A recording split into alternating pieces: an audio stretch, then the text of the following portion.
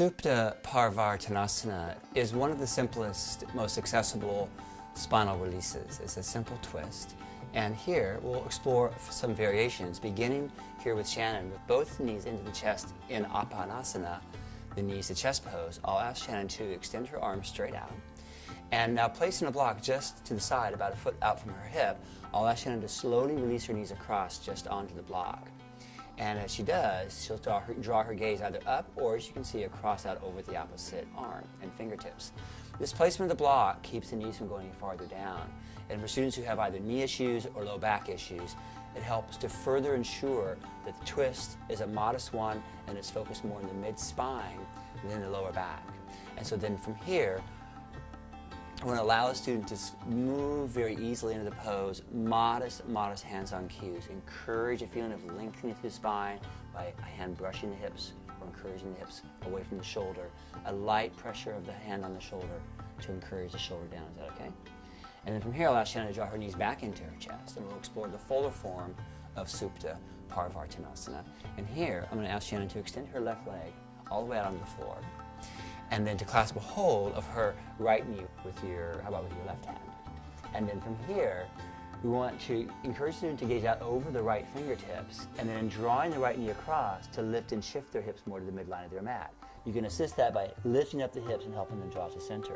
As she draws across, emphasize that it's more important to keep the shoulder on the floor than to get the knee all the way to the floor, to ensure that the twist is more in the mid-spine than in the lower back. To further cue the pose with hands-on contact, place your hand squarely on the top of your student's hip and pressing with gentle pressure straight down, add pressure more strongly back to encourage more length to the lower back. This also adds a wonderful stretch to the quadratus lumborum. And as I press back, I'll then draw the other hand across to Shannon's shoulder. Is that okay? As I continue to press the hip away from her shoulder, I'll encourage the shoulder a little bit more towards the floor by pressing down like this. And then going farther, if a student has the openness through the legs and through the hamstrings, through the hips, I'll ask Shannon to bend her left knee to draw back the foot back towards her hand, and then to clasp a hold of that foot with the hand. And as she does, she introduces a beautiful stretch through the quadriceps muscles, as well as through the left groin. I'll again place my hand on the hip and encourage length through the lower back and the shoulder towards the floor.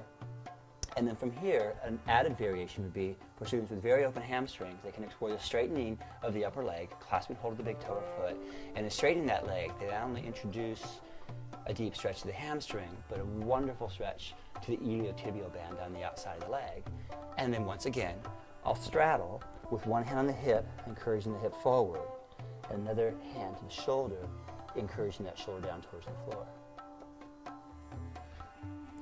Lastly, you can step just to the opposite sides of your student's waist, sliding your heels back under, squeeze gently in, and with your calves pressing back on the thigh and the sacrum, help to encourage simultaneous lengthening through both sides of the spine. I'll add my hand to the hip, and again my hand to the shoulder, and encourage a little bit deeper twist here. And then from here, I'll gently release away and step out of the way so that Shannon can gently unwind, and drawing her knees back in towards her to her chest, returning to Apanasana.